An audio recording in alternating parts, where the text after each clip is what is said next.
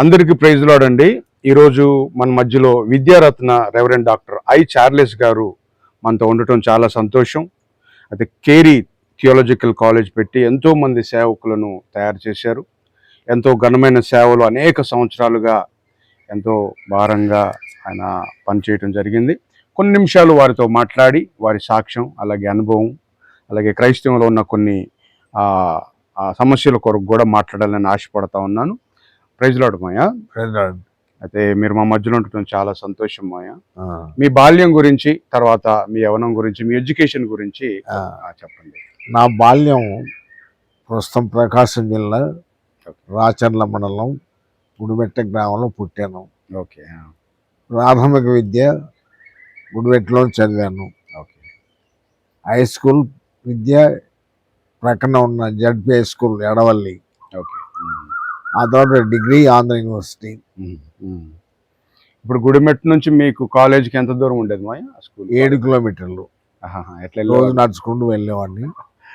నడుచుకుంటూ వెళ్ళి మళ్ళీ సాయంత్రంకి వచ్చేవాడిని. ఓకే. తర్వాత కాలేజ్ వచ్చి Andhra university. Okay. MA public administration Sri Venkateswara university. MA Christian studies from University of Madras, BD from Bangalore, MD Presbyterian Theological Seminary, Korea. The Doctor of Divinity, Hebrew Christian University, DMIN, American Baptist Formation Society, MS Psychology, International Institute of Behavioral Sciences, Calcutta University. Oh my God. PhD, Christian Studies, University of Madras. ఇంత చదువుకున్నారు అంటే ఇన్ని degrees చేశారు కదా మాయా. ఇట్లా అమ్మ నాన్న వాళ్ళు ఎట్లా ఫైనాన్షియల్ గా వాళ్ళు ఎట్లా మీకు సపోర్ట్? నాన్న నా 8 సంవత్సరాల చనిపోయాడు. అయ్యో. అప్పటి నుంచి అమ్మాయి మా పోషణ అంతా చూసుకుంటుంది. మాకున్న పొలం అంతా అమ్మి మమ్మల్ని చదివించి పోషించి మా నాయన్ని మా జేజమ్మని వాళ్ళు చూసింది. ప్రస్తుతం ఎవరు లేరు, అందరూ చనిపోయారు. అంటే మీరు ఇంత చదువుకోవటానికి మరి ఫైనాన్షియల్ గా మీకు ఎట్లా సపోర్ట్? సొంతంగానే మీరే ఓన్ అంటే ఎట్లా స్కాలర్షిప్స్ ఇట్లా? స్కాలర్షిప్ నాకు మాత్రం Korean scholarship American Baptist foreign mission society తరఫున యునైటెడ్ స్టేట్స్ ఆఫ్ అమెరికాలోని చర్చెస్ వాళ్ళు స్పాన్సర్ చేశారు. క్రిస్టియన్ కాన్ఫరెన్స్ ఆఫ్ ఏషియా వాళ్ళు హెల్ప్ చేశారు. ట్రావెల్ మాత్రం పోప్ సహాయం చేశాడు, క్యాథలిక్ పోప్. అందుకని నేను ఇటలీ ప్లేన్ మీద ఇటలీ వెళ్ళి ఇటలీ నుంచి హాంకాంగ్ పోయి హాంకాంగ్ నుంచి జపాన్ నుంచి కొరియా వెళ్ళాను. ఇంత చదువుకోవాలని ఎట్లా వచ్చింది మా ఇంట్రెస్ట్ మీకు? నాకు చదువు మీద ఇంట్రెస్ట్. ఓకే. చదువుకోవాలని ఇంట్రెస్ట్. చదువు లేకపోతే ఏ గౌరవం లేదు. ఎంత ఉన్నా చదువు లేకపోతే వేస్ట్ అని చెప్పి నాకు పట్టుదల అయిపోయింది. ఇంత చదువుకున్నారు, తర్వాత మీరు అంటే సేవ ఎందుకు చేయాలనుకున్నారు? సేవ పట్ల ఎట్లా వచ్చింది మీకు ఇంట్రెస్ట్? నేను చిన్నప్పుడు మా నాన్నను ఒక్కడే, మా నాన్న కొడుకు. మా నాన్న సెమినరీకి పోతానంటే మా నాయన ఒక్కడే వద్దన్నారట. దేవుడు అది చూస్తేనేమో నేను నా తమ్ముడు ఇద్దరు కూడా సేవకు వెళ్ళిపోయాం. నాకు మా నాన్న స్నేహితులు సహాయం చేసి రామాపట్నం బ్యాప్టిస్ట్ థియోలాజికల్ సెమినరీలో చదవడానికి నాకు అవకాశం కల్పించాడు. ఓహో, అక్కడ చేశారు మీరు? ట్రైనింగ్ చేశారు రామాయపట్నంలో? 4 years చేసాం. ఓకే. 1960 నుంచి 72 వరకు. ఆ తర్వాత మళ్ళా సేవకు వచ్చాను. 72 సంవత్సరం, 1 సంవత్సరం మాత్రమే తెలుగు బ్యాట్ వచ్చే చేపూరు, గుంటూరు జిల్లా. అక్కడ నుంచి మళ్ళీ నంబూరు వెళ్ళాను. తెలుగు బ్యాట్ వచ్చేసి నంబూరు. అక్కడ 8 years చేశాను. 72 నుంచి అక్కడ పనిచేశాను. ఆ సమయంలోనే ఉమ్. నా భార్యకు ఉద్యోగం వచ్చింది, ఓకే. ఆహా. ఉమ్. గవర్నమెంట్ జాబ్ వచ్చింది. ఓకే. ఆ జాబ్ వస్తే ఇప్పుడు టెంపరీగా నెల్లూరు జిల్లాలో ఇచ్చారు. ఉమ్.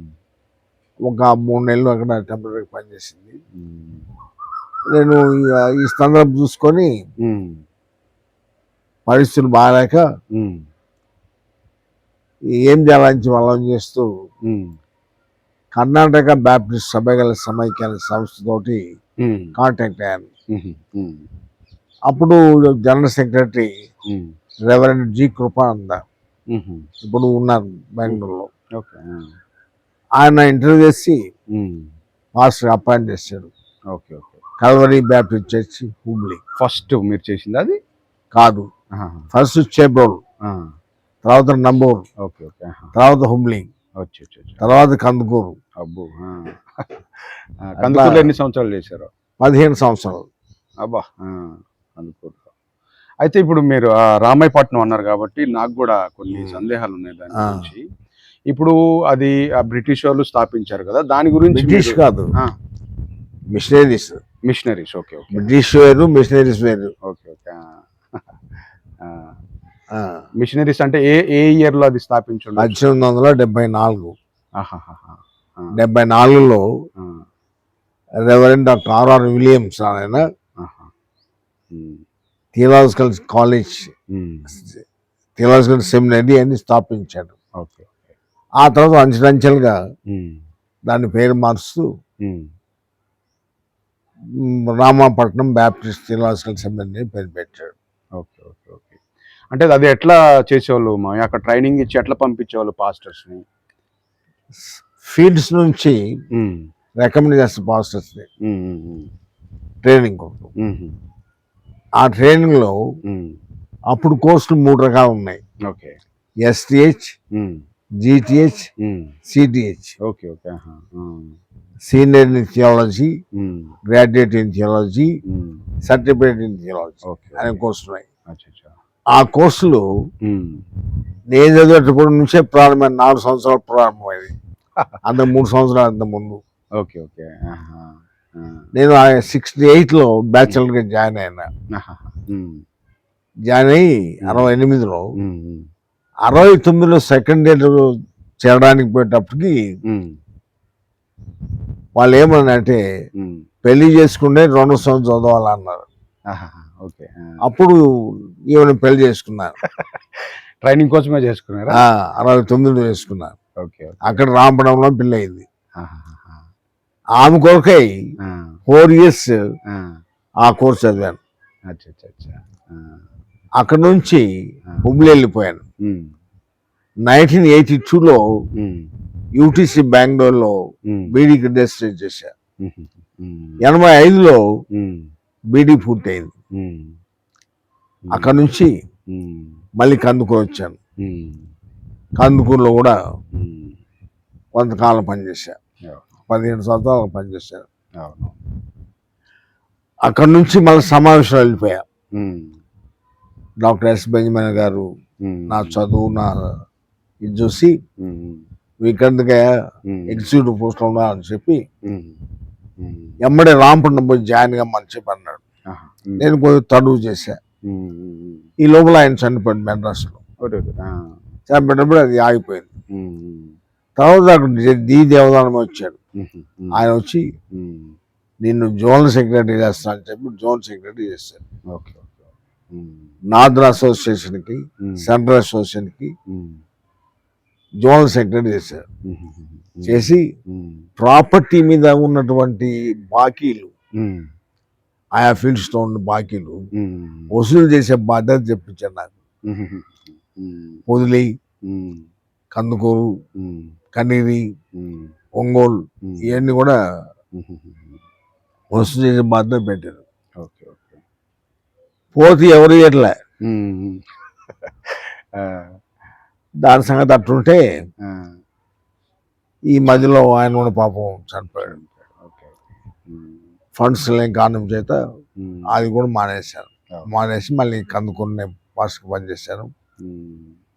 కందుకూరు నుంచి వరంగల్ వచ్చా. Okay. Bethlehem Baptist church pastor వచ్చారు. ఆ.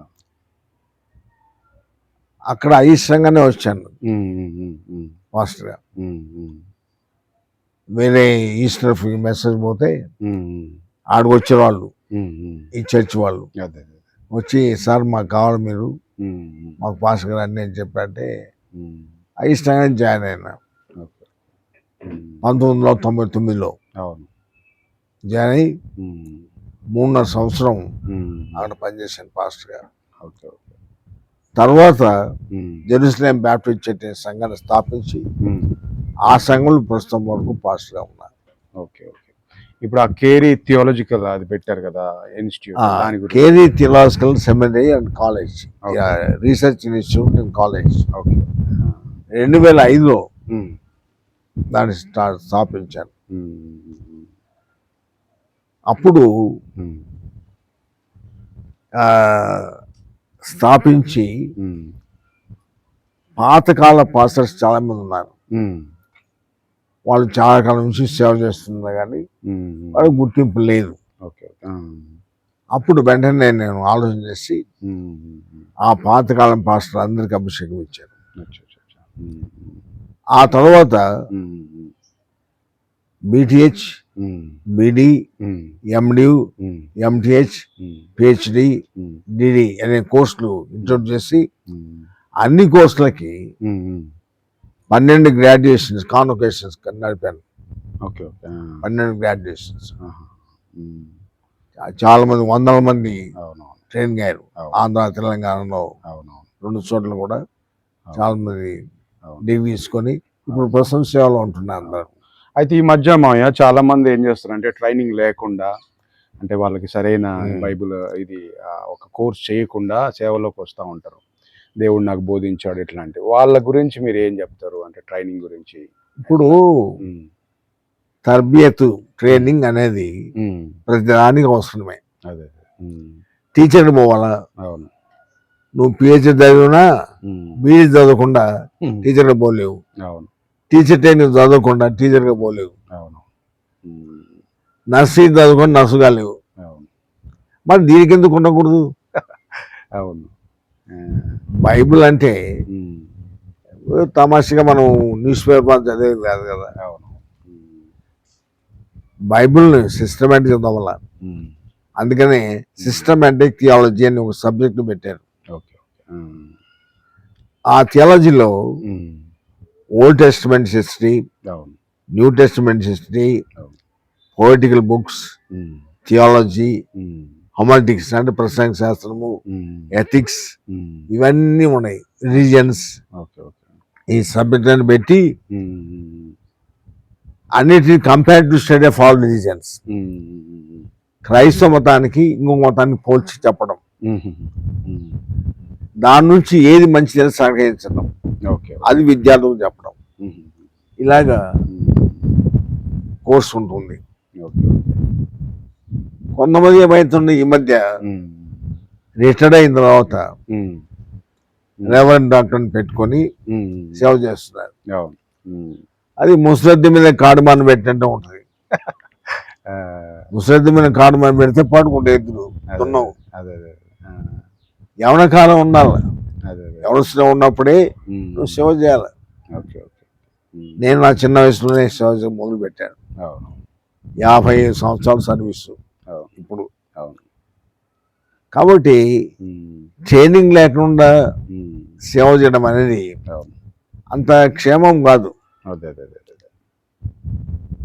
ఆర్ఎంపీ డాక్టర్ ఇంజక్షన్ వేస్తే గడ్డ కడుతుంది, ఎంబీఎస్ డాక్టర్ ఇంజక్షన్ వేస్తే బాగుంటుంది. ఏం తేడా? బాగా ఇతను ఎక్స్పీరియన్స్ చదువుకున్నాడు. ఎంబీఎస్ అని వాడు, ఇదే ఆర్ఎంపీ. కాబట్టి ఇది ఏదో తప్పుడు బోధ చేస్తారు. తర్బీదు లేకుండా వచ్చిన వాళ్ళు తప్పుడు బోధ చేసిన సంఘాన్ని మోసం చేస్తారు. అందువల్ల ట్రైనింగ్ అనేది తప్పనిసరిగా ఉండాలి. అయితే భాషలు తర్వాత ఇట్లాంటి స్వస్థతలు వీటి మీద కొంతమందికి అంటే రకరకాల అభిప్రాయాలు ఉన్నాయి మాయ. అంటే అది ఆ కాలంలో ఉంది, ఇప్పుడు అవసరం లేదని కొంతమంది. తర్వాత ఇప్పుడు స్వస్థతల గురించి కూడా కొంతమంది అంటే కొంచెం నెగిటివ్గా మాట్లాడుతూ ఉంటారు. దాని గురించి మీరు ఏం చెప్పగలుగుతారు? నా అభిప్రాయం కూడా అదే. ఓకే. భాషలు అనేవి ఆనాడు పరిశుద్ధాత్మ సహాయంతో మాట్లాడారు భాషలు. ఓకే. పరిశుద్ధాత్మ వారి మీద దిగి వచ్చినప్పుడు రకరకాల భాషలు మాట్లాడని దేవుని వాక్యం ఉంది. ఈ రోజుల్లో ఆ భాష ఏం మాట్లాడుతూ ఏ భాష వస్తుంది నీకు? ఆంధ్రలో పుట్టావు, అరబిక్ భాష వస్తుందా నీకు? రాదు. గ్రీక్ వస్తుందా? రాదు. లాటిన్ వస్తుందా? రాదు. ఫ్రెంచ్ భాష వస్తుందా? రాదు. మరి ఎందుకు నువ్వు తుత్తుతో అని మాట్లాడతావు? అదే. భాషలు మాట్లాడేవాడు అర్థం చెప్పాలా? ఓకే. అవును, క్లియర్గా ఉంది బైబుల్లో. అర్థం చెప్పకపోతే నువ్వు భాషలో మాట్లాడి నిష్ప్రయోజనము. ఓకే. స్వస్థత అనేది ఉంది. ప్రభు కొరకు ప్రార్థన చేస్తే స్వస్థత కావాలని మనకు స్వస్థ ఇస్తాడు. అంటే ఎవరి అవసరత వాళ్ళు తెలుసుకోవాలి. నా కొరకు ప్రార్థన చేయంటారు. నా కొరకు మీరు ప్రార్థన చేయాల్సిన అవసరం లేదు. నేనే చేసుకుంటే దేవుడు సహాయం చేస్తాడు, స్వస్థత చేస్తాడు. కాబట్టి ఈ భాషలు ఇవన్నీ కూడా నమ్మను నేను. వాడి మీద నమ్మకం లేదు. దేవుని వాక్యం ఏం చెప్తుందో అదే చెప్పాల. దేవుని వాక్యంలో స్వస్థత గురించి భాషల గురించి ఏం రాయబడిందో క్లియర్ రాయబడింది. భాషలు అవిశ్వాసం సూచన అని ఉంది, బైబిల్ ఉంది. భాషతో మాట్లాడు అంత అవిశ్వాసులే దాంట్లో ఉంది బైబిల్లో. కాబట్టి భాషతో మాట్లాడు అర్థం. అదే అర్థం చెప్పకపోతే నువ్వు భాషతో మాట్లాడేం లాభం? చెవుడు శంకుదినట్టే. అవునవును. నువ్వు చూస్తూ అంటివి, ఇది నేను ఇది మాట్లాడినవి, నీకు తెలిసిన భాష నాదేది, మళ్ళీ నువ్వు ఇది మాట్లాడేం లాభం? అంతేగా. భాషలు అనేవి ఇతరుల మేలు కొరకు పనికొచ్చేది అయితే నువ్వు మాట్లాడాల. సపోజ్ ఒక పాస్టర్ ఇంగ్లీష్లో పర్సన్ చెప్తున్నాడు, తర్జుమా చేస్తాడు. ఆయనే మాకు తర్జుమా చేస్తాడు, చెప్తాడు. ఆయన తప్పు కాదు. నువ్వు అట్లా కాదు, లేచి క్యాగ్లేస్తుంటావు, తుతూ అని మాట్లాడుతుంది. తుతూరులో ఏ భాష ఉందో ఎవరికి అర్థమైంది? కాబట్టి ఆ భాషలు అనేవి నేను అంత నమ్మను. అయితే ఇంకోటి ఇప్పుడు బ్యాప్టిస్ట్ అని, లూథరన్ అని, సాల్వేషన్ ఆర్మీ, రకరకాల డినామినేషన్స్.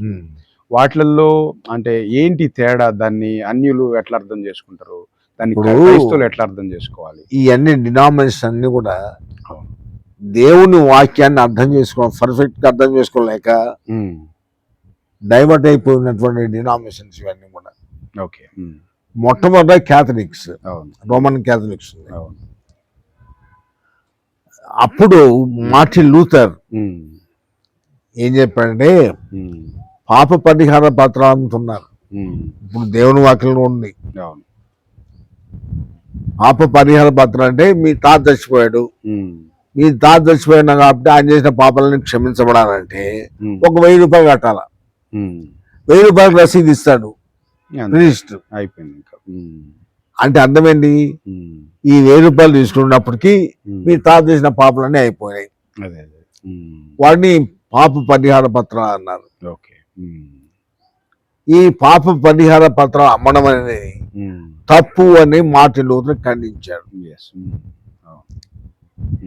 ఒకటి కాదు, బాప్తిస్మం. బాప్తిస్మం అనే మాట గ్రీక్ మాట, బాప్టిజో అనే మాట అంటే to sink in the water, నీళ్ళలో ముంచుట, ఇమ్మర్షన్, తల కూడా దర్చిపెట్టి మునగాల, అది బాప్తిస్మం. కానీ క్యాథలిక్స్ చేస్తున్నారు, క్యాథలిక్స్ నీళ్ళు తీసుకొని చిలకరింపు చేస్తున్నారు, తలమించి చేస్తున్నారు. దాన్ని ఏమంటారు గ్రీక్లో అంటే ర్యాంటిజో అంటారు. చిలకరింపుని ర్యాంటిజో అంటారు. నీళ్ళ ముంచడాన్ని బాప్టిజో అంటారు. కానీ నువ్వు చేస్తున్నది దేవుని వాక్యం ఏం చెప్తుంది? బాప్టిజం అని ఉంది. నువ్వు దాని బదులు ర్యాంటిజో చేస్తే ఉపయోగం ఉంది. అంతే కదా. కాబట్టి ఇది తప్పు అని చెప్పి మాటలతో ఖండించి ఇప్పుడు యేసయ్య ముంచటం తీసుకున్నట్ట లేకపోతే తీసుకున్నాడు. ముంచటం యోర్దానులో యోర్దాను. బాప్తిసం ఇచ్చి యోహాను ఇచ్చాడు. అవును అందుకని ఆయనకు ఆ పేరు వచ్చే బాప్తిసం ఇచ్చి యోహాను అనే పేరు వచ్చింది. అవును అలాగా 99 సూత్రాలు గుటెన్బర్గ్ దేవాలయం డోర్ మీద డోర్ మీద ఇవన్నీ మీ తప్పులు అన్నారు. అవును లూథర్ని పిలిపించి ఇవన్నీ తప్పు, నువ్వు చేసిన తప్పు, క్షమాపణ చెప్పమంటే నేను చెప్పను. ఇంగ్లాండ్ దేశంలో ఉన్న ఇళ్ళ మీద పెంకులన్నీ వచ్చి దయాలు వచ్చి పట్టుకున్నా నేను రాశాను. నేను ఏం చెక్కాను అంతే, నేను మారను అని చెప్పి అక్కడ రిఫార్మ్ చేశారు. అదే ఒక విప్లవం తీసుకొచ్చి ఆయన పక్కన చేయడం వాళ్ళందరూ లూథరన్స్ అయ్యారు. అచ్చా ఆయనకు సపోర్ట్ చేసిన వాళ్ళంతా లూథరన్స్ అయ్యారు. ప్రొటెస్టెంట్స్ అంటారు వాళ్ళు ప్రొటెస్టెంట్స్. ఓకే ప్రొటెస్ట్ అంటే కాదు కూడదని అర్థం. అదే అక్కడి నుంచి మళ్ళీ లూథరన్ కూడా అదే బాప్టిజం తీసుకొస్తున్నారు. కొన్ని సిద్ధాంతాలు క్యాథలిక్స్ మళ్ళీ పుణ్యపుచ్చుకున్నాయి. అవును వాళ్ళే చేసుకున్నారు. అప్పుడు జ్వింగ్లీ అనేవాడు బ్యాప్టిస్ట్ మిషనరీ లేచి మీరు చేసే తప్పు, ఇది కరెక్ట్ కాదు మీరు చేసే అని చెప్పి అక్కడి నుంచి చీలారు. వాళ్ళు బ్యాప్టిస్ట్, అనా బ్యాప్టిస్ట్ అంటారు మొట్టమొదట. అంటే బాప్టిజం అనేది ఈ విధంగా వాళ్ళు కానీ సిల్వర్ బ్రెడ్ వేయడం ఏంటి అని చెప్పి దాన్ని ఖండించి ఆయన పక్క వచ్చాడు. అది బ్యాప్టిస్ట్. అంటే మెయిన్ బ్యాప్టిజం ని బేస్ చేసుకుని వచ్చింది కాబట్టి బ్యాప్టిస్ట్ అన్నారు. బ్యాప్టిస్ట్. ఈ బ్యాప్టిస్ట్ నుంచి seventh day Adventist, Jehovah witnesses, Hebron, ఈ సిఎస్ఐ ఇవన్నీ కూడా 1970 సంవత్సరము 74 సంవత్సరంలో సిఎస్ఐ ప్రారంభమైంది. దానిలో కొన్ని సంఘాలు కలిసి దాన్ని చర్చ్ ఆఫ్ సౌత్ ఇండియా అని చెప్పారు దాన్ని. ఇలాగ వాళ్ళు కొంతమంది వాళ్ళు నమ్మే సిద్ధాంతం పెట్టుకున్నారు. ఉదాహరణకి హెబ్రోన్ భక్సింగ్ గారు, ఆయన పంజాబ్ నుంచి వచ్చాడు, హైదరాబాద్ చేరుకున్నాడు. Hyderabad Baptist church, Secunderabad Baptist church పాస్గా పనిచేస్తున్నాడు. అవునా? బ్యాప్టిస్ట్ చర్చ్లో పాస్ పనిచేశాడు. పనిచేసి బయటకు వెళ్ళిపోయాడు. ఆయన ఒక సిద్ధాంతాలు పెట్టాడు. ఆ తర్వాత రాజమండ్రిలో జాషువా డానియల్ గారు, ఆయన అసిస్టెంట్ మాస్టర్, ఆయన రిజైన్ చేసి లేమెన్ ఇవాంజలికల్ ఫెలోషిప్ అని చెప్పి ఆయన మొదలు పెట్టి ఒకటి ఆయన సొంత సిద్ధాంతం పెట్టి ఇట్లాగా అనేక రకాల వాళ్ళకి ఏమైనా సపరేట్ థియాలజీలు ఉన్నాయా? వాక్యం దగ్గర డిఫరెంట్ అవడమే. అంటే వాళ్ళకి ఒక సబ్జెక్ట్ ఒక యూనిట్ ఏం లేదు కానీ వాక్యాన్ని సరిగా అర్థం చేసుకోలేక వీళ్ళు పోయి పక్కకి. ఇప్పుడు పెంతెకోస్తు అంటే అర్థం ఏంటి? 50 అని అర్థం. ఆ 50ని మార్చుకుని పక్క పోయారు అంతే. అంతేగాని వాళ్ళకి ఒక సపరేట్ థియాలజీ ఏం లేదు. ఒక యూనివర్సిటీ దేవుని వాక్యాన్ని డైవర్ట్ చేసుకోవడమే. అంతే సరిగా అర్థం చేసుకోలేక ఒక కాలేజ్ నుంచి అఫిలియేట్ అవటం అట్లా ఏం కాలేజీలు లేవు, అసలు కాలేజీలే లేవు. మనకి కాలేజీలు ఉన్నదంతా కూడా ప్రొటెస్టెంట్ కాలేజీలు మాత్రం ఉన్నాయి ప్రపంచంలో. సౌత్ కొరియాలో కూడా ప్రెస్బిటెరియన్ థియాలజికల్ సెమినరీ ఉంది. నేను వెళ్ళినటువంటి కోర్స్ ఎట్టాలంటే ఎక్యుమెనికల్ ఎక్స్చేంజ్ ప్రోగ్రామ్. అంటే నేను బ్యాప్టిస్ట్ సెమినరీ చదవకూడదు, వాళ్ళ సిద్ధాంతం అది. అంటే స్కాలర్షిప్ ఇస్తామని చెప్పన్నారు అని ప్రెస్బిటెరియన్ థియాలజికల్ సెమినరీకి నాకు అడ్మిషన్ ఇచ్చారు.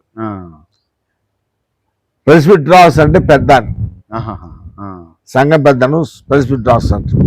ఇప్పుడు శేషాలు పాస్టర్ వాళ్ళు ప్రెస్బిటర్ అంటారు. సిఎస్ఐ పాస్టర్ ని ప్రెస్బిటర్ అని పిలుస్తారు. ప్రెస్బిటర్ అంటే అర్థమైంది గ్రీక్ లో సంఘం పెద్ద. బిషప్ అంటే అధ్యక్షుడు. అంతే.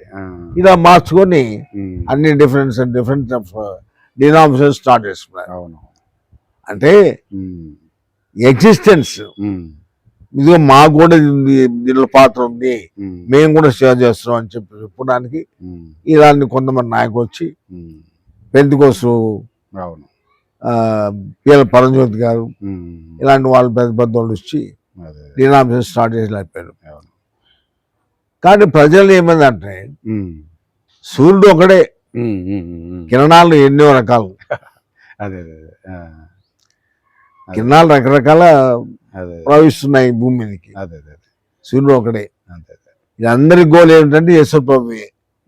అంతే. యేసుప్రభు కేంద్ర స్థానం చేసుకొని అవును. వీళ్ళు అన్ని రకరకాల మాటలు రకరకాల మత్స్యాన్ని పేరు పెట్టుకొని సేవ చేస్తున్నారు.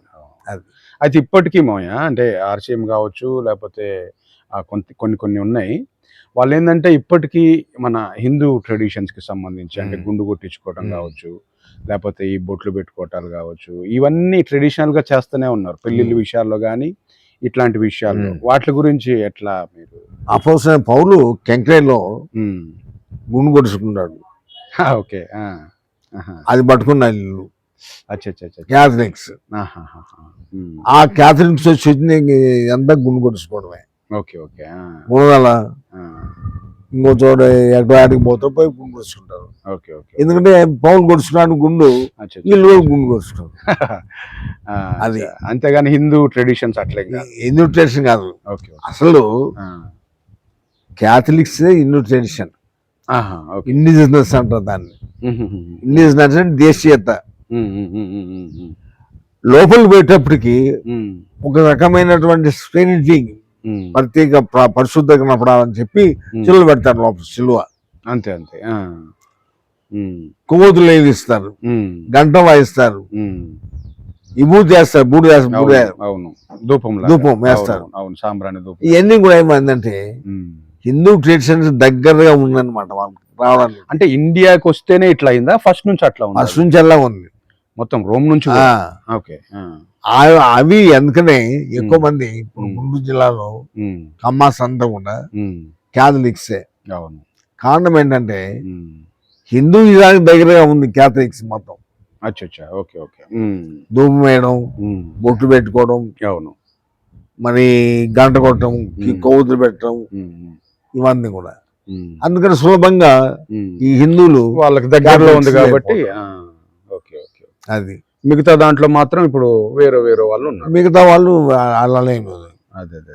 దేవుడు ఆత్మ కనుక ఆయన ఆరాధించాలి, ఆత్మతో సత్యంతో ఆరాధించాలి. మత దీనిపైన మిగతా మత శాఖను ఆరాధిస్తున్నారు. కానీ ఒక క్యాథలిక్ మాత్రమే ఈ ధూపాలు వేయడం, ఈ సిలువలు మార్చడం, ఈస్టర్కి, గుడ్ ఫ్రైడేకి, ఇవన్నీ కూడా వాళ్ళు చేస్తారు. ఫాస్టింగ్ అంతా కూడా వాళ్ళు చేస్తారు. ఇప్పటికీ క్రైస్తవులు మాయ అమావాస్య అని, తర్వాత మంగళవారం అది చేయకూడదని, ఇట్లాంటి ఇంకా చేస్తూనే ఉన్నారు. వాటి గురించి అవి హిందూ ట్రెడిషన్స్ మన భారతదేశంలో ఉన్నాయి కాబట్టి మనం చూస్తుంటాం పొద్దున్న హిందువులు చేసే పనులన్నీ. పెళ్లి రోజు మంచి రోజు చూసి పెట్టమంటాడు. అదే అదే. అన్ని రోజులు మంచియే, కానీ ఏమంటాడు మంచి రోజు చూసి పెట్టమంటాడు. ఈయన ఎక్స్ప్లాయిట్ చేయడానికి ఆ పూజారి ఏం చేస్తాడు, 10వ తారీఖున పలానా గంట నుంచి 12 గంటల 12 రాత్రి అని రాత్రి చెప్తాడు. రాత్రి పెళ్లిళ్ళు. అవును, అర్ధరాత్రి ఆల్మోస్ట్. అందువలన ఈ క్రైస్తవులు కొన్ని మొదలలేకపోతున్నారు. ఈ దేశీయతలో నుంచి వచ్చిన సాంప్రదాయాన్ని వాళ్ళు వదిలిపోలేకపోతున్నారు. Okay okay okay. అది యాక్చువల్లీ మనం చేయాల్సిన అవసరం లేదు. మనం చేయాల్సిన అవసరం లేదు. దేవుని వాక్యంలో ఎన్ని ఏం లేవు. మనకు అన్ని మంచి రోజులే. 7 దినాలు దేవుడు సృష్టించాడు, 7 దినాలు మంచి. Okay okay. అయితే ఇప్పుడు మా చర్చెస్లో ఇప్పుడు కొన్ని చర్చెస్లోనేమో మేనేజ్మెంట్ అంతా పాస్టర్స్, తర్వాత వాళ్ళకి సంబంధించిన కమ్యూనిటీ వాళ్ళు చూసుకుంటారు. ఇక్కడ కొన్ని చర్చెస్లో ఏమో సంఘ పెద్దలు ఇట్లా చూసుకుంటా ఉంటారు. వీటి వల్ల సంఘం చీలిపోవటం, తర్వాత ముక్కలు అయిపోవటం, వాళ్ళకి నచ్చిన దాన్ని వాళ్ళు పెట్టుకోవటం ఇట్లా చేస్తారు. దానికి ఎట్లా సంఘం చీలిపోవడానికి కారణం ముఖ్యంగా ఫైనాన్షియల్. ఓకే. ఆర్థికమైన పరమైన సమస్యల వల్లనే సంఘం చీలిపోతుంది. Okay okay. ఏ సంఘమైన చూడు, సంఘం చీలిందంటే డబ్బులు కానీ లెక్క లెక్క తనుకుంటే పెద్దలు ఉన్నారు. అవునవును. ఇప్పుడు కొన్ని చర్చెస్ ఉన్నాయి. ఒంగోలు చర్చి డబ్బులు లెక్క పెట్టాలంటే 3 రోజులు టైం పడుతుంది. ఆదివారం అది మిషన్ మీద పెట్టి లెక్క పెడితే 3 గంటల టైం పడుతుంది. బా. ఉమ్. పెద్ద గోతానికి కడతారు డబ్బులన్నీ. అదే అదే. ఈ డబ్బు చూసేప్పటికి పెద్దలకి కన్ను కుడుతుంది. అదే అదే. నేను కమిటీ మెంబర్ కావాలా, అదే. నేను సంఘపతిని కావాలా, ఉమ్. నేను ప్రెసిడెంట్ కావాలా, నేను ట్రెజరీ కావాలా, అవును. పంచుకొని తినడమే. చాలా మంది ఆస్తులు కూడా అమ్ముకున్నట్లు వింటాం. ఆ. చర్చి ఆస్తులు అమ్ముకుంటున్నారు. అవును అవును. ఇది ఒక రకం. కొన్ని ఇండిపెండెంట్ చర్చెస్ ఉన్నాయి, అంటే వాళ్ళు స్వయంగా నడుపుకుంటారు. అవును. సంఘం పోషించలేనప్పుడు వాళ్ళిచ్చే కానుకలతోటి సంఘ పాస్టర్ గారు పోషించబడతారు. Okay okay. అది ఆయన తీసుకుంటాడు. అవును అది తప్పేం లేదు. అవును. దేవుని సొమ్ము దేవుడు తినాల్సిందే, దేవుని సేవలు తినాల్సిందే. అవును అది ఒక రకమైనటువంటిది. అవును. మరికొంతమంది సంఘ పెద్ద తీసుకుపోతారు డబ్బు, అదే. ట్రెజరీ కూడా కాదు, ఆ. సంఘ పెద్దలే తీసుకుపోతారు డబ్బు. బాబా. దానికి అజాపదం లేదు. అదే. ఈ విధంగా ఆర్థిక పరమైనటువంటి దాని కారణాల వల్ల సంఘాలు విచ్ఛిన్నమైపోతాయి. అయితే ఇప్పుడు అంటే చాలా మంది ఫంక్షన్ హాల్స్ లో అక్కడిక్కడ స్టేజీల మీద పెట్టేసి బాగా జనాల్ని ఆకర్షిస్తా ఉన్నారు. అంటే ఈ పాస్టర్స్ చాలా డల్ అయిపోయారు. ఎవరైతే నిజాయితీగా చేస్తున్నారో వాళ్ళు చాలా వరకు పాపం డల్ అయిపోయారు. వీళ్ళు బాగా డెవలప్ అయ్యారు. ఆ క్రిస్టియన్స్ ఎలా తీసుకోవాలి, దాన్ని ఎట్లా డిసైడ్ చేసుకోవాలి? ఇప్పుడు ముఖ్యంగా హైదరాబాద్ లో వాడు మోసుకు స్వామి అనే వాడు ఉన్నాడు. వాడు హై స్కూల్ ఆదివారం సెలవు కాబట్టి హై స్కూల్లో రూమ్ పెట్టి తీసుకొని వాడు ప్రాణం పెడుతున్నాడు. ఈ పెద్ద కాస్మోపాలిటన్ సిటీలో స్థలం కొని చర్చి కట్టడం అంటే సాధ్యమైన విషయం కాదు. అట్లాగే పట్ర డాక్టర్ పట్ర ఆయన కూడా అట్లాగే హై స్కూల్లో లేకపోతే ఎక్కడో ఫంక్షన్ లో తీసుకొని వాక్ చెబుతుంటారు. వీళ్ళంతా ఏంటంటే డిబేటింగ్ ప్లాట్ఫామ్ అది పెట్టి డబ్బు సంపాదించుకొని వాళ్ళ పోస్టులకు వాడతారు. సంఘానికి క్షేమం లేదు, వాళ్ళకు మాత్రం బాగా క్షేమం ఉంటుంది. అందువల్ల అలాంటి వాళ్ళు ఫంక్షన్ హాళ్ళు ఇలాంటి తీసుకొని చేస్తూ ఉంటారు. ఇంకోటి ఏంటంటే వాక్యంలో ఎదగలేదు. ఈ ఆదివారం వస్తాడు, ఫంక్షన్ హాల్ పెడతారు, పోతారు, తింటారు, పోతారు. వాతావరణం ఏం వాతావరణం ఉంది? ఫంక్షన్ హాల్ వాతావరణమే, చర్చి వాతావరణం లేదు. అందువల్ల వాడు వెళ్ళిపోతాడు, సంఘం ఆడుతుంది దిగుతా పోతాడు. వీళ్ళు మాత్రం ఆఖరికి ఒక్కొక్కరు జారిపోతారు, ఆఖరి ఒక్కడే అవుతాడు. అయితే ఈ మధ్య మామూలుగా టెంపుల్ అని పెడతా ఉన్నారు చర్చెస్ కూడా పేర్లు. యాక్చువల్లీ చర్చ్ అంటూ వచ్చాం కదా మనం. ఈ మధ్య అసెంబ్లీ అని చర్చెస్ అని ఇట్లా లేకుండా మామూలుగా టెంపుల్ అని పెడతా ఉన్నారు. అట్లా పెట్టుకోవచ్చా? టెంపుల్ అని పెట్టుకోవచ్చు. ఇప్పుడు బక్సింగ్ గ్రూప్ వాళ్ళు చర్చ్ అని ఒప్పుకోరు. మందిరము, వాళ్ళు ఎంత చర్చ్ అయినా కానీ మందిరం అంటారు. అంతే వాళ్ళు. మందిరం అంటే టెంపులేగా, టెంపుల్ కాదు, ప్రే హాల్. అసెంబ్లీ అంటే అసెంబ్లీ వచ్చింది అంత చర్చ్ అంతా కూడా. ఈ చర్చ్ మాట assembly of church of God, assemblies of Christ, ఇవన్నీ కూడా అసెంబ్లీ అంటే to gather at one place, రోజులు కలుసుకుందా అని అసెంబ్లీ అంటారు. వాళ్ళు చర్చిలో కూడుకోరు, మందిరం అంటారు. వాళ్ళు ఆడిపోతారంటే మాకు కొంతమంది చర్చ్ అంటారు, క్రిస్టియన్స్ చర్చ్ అంటారు, మందిరాన్ని పోతాం అంటారు వాళ్ళు. అయితే టెంపుల్ అని పెట్టుకోకూడదా? టెంపుల్ పెట్టకూడదు. టెంపుల్ అంటే విగ్రహం ఉండాలి లోపల. విగ్రహం ఉండి పైన కవరేజ్ ఉన్న దాన్ని టెంపుల్ అంటారు. ఇప్పుడు తిరుపతి వెంకటేశ్వర స్వామి టెంపుల్ దాన్ని చర్చ్ అంటారా? చర్చ్ అంటారు, టెంపుల్ అంటారు. అవును. మరి చర్చ్ టెంపుల్ అవునవును. టెంపుల్ అనేది ఒక సపరేట్ సిస్టమ్. అది అసలు దాని అర్థమే వేరు. అవును, దాని భావం వేరు, దాని అర్థం వేరు. టెంపుల్ అంటే దాని స్ట్రక్చరే వేరు. అవును. కాబట్టి చర్చ్ అంటే చర్చే, అంతేగాని నువ్వు దాన్ని టెంపుల్ అని పెడితే దాన్ని పేరు మార్చి మాడగలం మసిగం మాడగలం అన్నట్టు మసిపూసి ఆ, మారేడు. అయితే మామయ్య ఇప్పుడు చాలా మంది పేర్లు మార్చుకోవట్లేదు. అంటే వేరే వేరే వాళ్ళు ఏం చేస్తున్నారంటే పేరుతోటి ఏం సంబంధం అమ్మా, డేవిడ్ అని పెట్టుకోవాల్సిన అవసరం ఉంది, చార్లెస్ అని పెట్టుకోవాల్సిన అవసరం ఉంది. అప్పుడు ఏది ఉందో ఆ హిందూ నేమ్స్ ఏవైతున్నాయో అవి పెట్టేసుకొని కూడా మనం సేవకులుగా చలామణి అవ్వచ్చు అన్నట్టు చేస్తా ఉన్నారు. అది ఎంతవరకు కరెక్ట్ మీ ఉద్దేశం? అది కరెక్ట్ కాదు. ఓకే. అబ్రామ్ అనే పేరు ఉంది, దేవుడు ఏమని చెప్పాడు? అబ్రహాం గా మార్చాడు. షారాయి అని ఉంది, షారాగా మార్చాడు. షారా మార్చాడు. యాకూబు అని పేరు ఉంది, ఇస్రాయల్ గా ఇస్రాయల్ మార్చాడు. అవును. కాబట్టి ప్రభుని నమ్మిన మనుక్షణమే నీ సమస్తం మారాలా. ఓకే. నీ పేరు మారాలా, నీ స్థితి మారాలి, నీ గతి మారాలా. కానీ ఈ కాలంలో ఈ మధ్య ఏమంటారంటే, ఇప్పుడు జోషి రామాంజన్ ఒక ఆయన ఉన్నాడు, రామపట్నం ఒక ఆయన, ఎంజే రామాంజన్. ఓకే. బాగా చదువుకున్న ఓల్డ్ టెస్ట్మెంట్ ప్రొఫెసర్. అవును. రామాంజులు అంటే ఇప్పుడు ఈ వాళ్ళు హిందువులని అర్థం. అవును. పేరు మార్చుకోమంటే పేర్లు ఏముందయా, మనసులో ఉంది అవును. అని దాన్ని సర్దుకొని అవును. ఆ పేరుని అటు పెట్టు కన్వేజ్ చనిపోయాడు ఆయన. ఆయన కూడా సింగ్ రామాంజులు, ఆయన కూడా అంతే.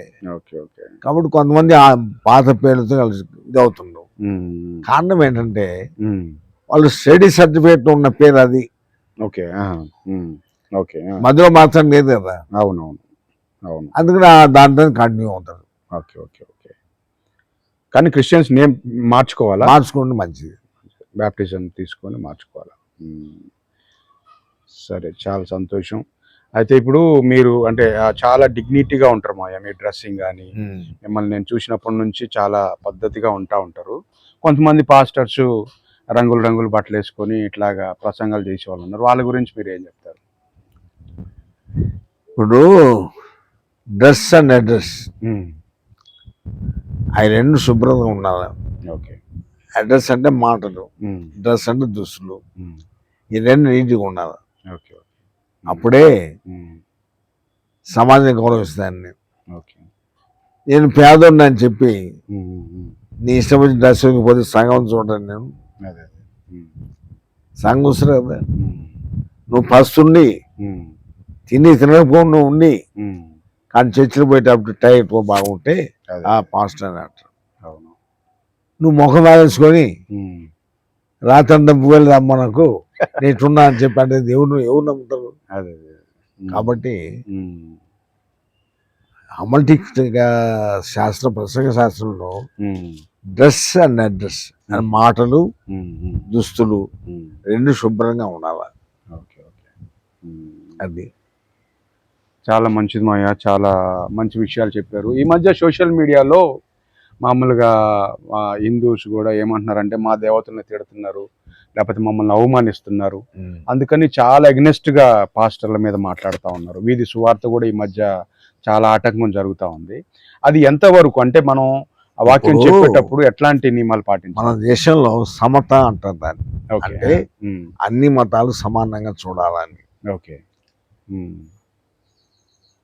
ఒకటి ఎదురుడు ఏం చేస్తాడు, క్రైస్తవుడు మా దేవుడు గొప్ప, మీ రాముడు ఏమంత మంచోడా, మీ కృష్ణుడు మంచోడా అంటారు. అన్నాడు వాడి చేత పండుంది. అవును, కోపం వస్తుంది. ఈ డిబేటింగ్ ప్లాట్ఫామ్స్ ఈ మధ్య పెడుతున్నారు. అవునవును. మొన్న చంపిన పగడాల, ప్రవీణ్ పగడాల ఆయన కూడా ఇది దృష్టిలో పెట్టుకొని చంపేశారు. అవును.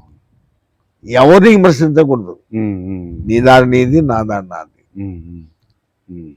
నీకు నచ్చింది అది, నాకు నచ్చింది ఇది, అంతే. దాని నువ్వు ఎందుకు విమర్శిస్తావు?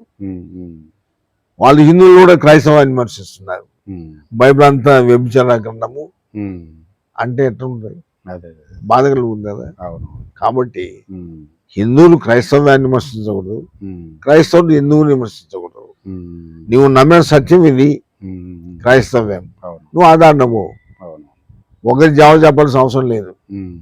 అది అయితే ఈ దేశంలో మాయా ఈ కుల వివక్ష ఇట్లాంటివన్నీ ఉన్నాయని అంటారు కదా, ఎక్కడన్నా మీరు ఫేస్ చేశారా ఇట్లాంటి? ఎక్కడన్నా మీ ఎక్స్పీరియన్స్ లో? ఉన్నాయి. సంఘాల్లో ముఖ్యంగా నెల్లూరు జిల్లాలో 2 కులాలు, ఓకే, మాల మాదిగ. ఓకే. నెల్లూరు జిల్లా అంతా కూడా ఉమ్, మాల కమ్యూనిటీ అనేది డామినేషన్. ఓకే. బ్యాప్టిస్ట్ చర్చిలో కూడా ఉహుహు. ఇప్పుడు కందుకూరు బ్యాప్టిస్ట్ చర్చ్ ఉంది. ఉమ్, కందుకూరు బ్యాప్టిస్ట్ చర్చిలో ఉమ్, నేను పోయేటప్పటికి ఉమ్, ఫస్ట్ లైన్ అంతా ఉమ్. కూర్చునేసుకొని కాలు మీద కాల్సి కూర్చుంటారు ఆ, ఈ ఎమ్మెల్సీ అంతా కూడా. Okay okay. కూర్చి కాలు మీద కాల్చుకొని కూర్చుంటారు. ఉమ్, ఉమ్, ఉమ్, మాదిగోళ్ళు టీచర్స్ వస్తే ఉమ్. ఎందుకు ఆయన కూర్చోదండి, ఏమి ఎందుకు కూర్చోరు ముందుకు వెనక కూర్చోంటారు. ఆ, ఆ. అదే అదే అదే. ఆ కుల తోటి ఉమ్, సంఘాలు చీలిపోతున్నాయి. Okay okay. ఉమ్, ఉమ్, ఇప్పుడు అల్లూరు ఫీల్డ్ ఉంది, ఉమ్, అల్లూరు ఫీల్డ్ 100% ఉమ్, వాళ్ళే. ఉమ్. మొత్తం ఎన్ని ఫీల్డ్స్ ఉన్నాయి మామయ్య మామూలుగా 32 బ్యాప్టిస్ట్ లో? 32 ఫీల్డ్స్. ఓకే. ఉమ్, 32 ఫీల్డ్స్ లో ఉమ్, నెల్లూరు, అల్లూరు, ఆత్మకూరు ఈ 3 మాత్రం ఉమ్. కంపెనీ డామినేషన్ వాళ్ళదే. అచ్చా అచ్చా అచ్చా. వాళ్ళ డామినేషన్. ఉమ్, వాళ్ళు ఏదో ఒక మాట అంటారు, ఉమ్, ఉమ్, ఉమ్, మాకేం పొద్దు లేదు మీతోటి. ఉమ్, ఉమ్. వాళ్ళు ప్రాంతంకి వచ్చి కుటుంబ ప్రాంతంకి వస్తే భోజనం కూడా తిన్న వాళ్ళు బా. ఉమ్, వెళ్ళిపోతారు. ఉమ్, ఇలాంటి దాన్ని బట్టి అవును. క్యాష్ ఫిల్లింగ్స్ చేసి ఉమ్, దాన్ని బట్టి కులాల మాదిరిగా ఉమ్, ఇప్పుడు పాకిస్తాన్ లాగా చీలిపోయిందో ఉమ్, ఉర్దూని బట్టి అవునవును. వీళ్ళు కూడా ఒక్కో సంఘం పెట్టుకున్నారు. అచ్చా అచ్చా అచ్చా. ఆరాకి మూర్తి గారు ఉమ్, అఫ్గాస్ట్ ఎవాంజలిజం పెట్టారు ఒకటి. అవును. ఉమ్. బ్రాహ్మణులే ఆహా. బ్రాహ్మణులే సంఘం అని చెప్పి పెట్టాడు. Okay okay. ఆహా. విమర్శించే ఫెయిల్ అయిపోయాడు. అచ్చా అచ్చా అచ్చా అచ్చా. అది క్రిస్టియానిటీలో ఉండొచ్చా మామయ్య ఈ కుల వివక్ష అనేది? ఉండకూడదు. ఆ, క్రిస్టియన్స్ అంటే క్రిస్టియన్సే. అంతేగాని కులము ఇట్లాంటిది ఏం లేదు. ఉమ్. ఓకే, చాలా సంతోషం మామయ్య, Right, చాలా thank you, విషయాలు thank you తెలుసుకున్నాం. much. మాకు ఇంత మంచి టైం ఇచ్చినందుకు మీకు వందనాలు. Thank thank you you. So much. సరే మామయ్య, praise Lord. Praise the Lord.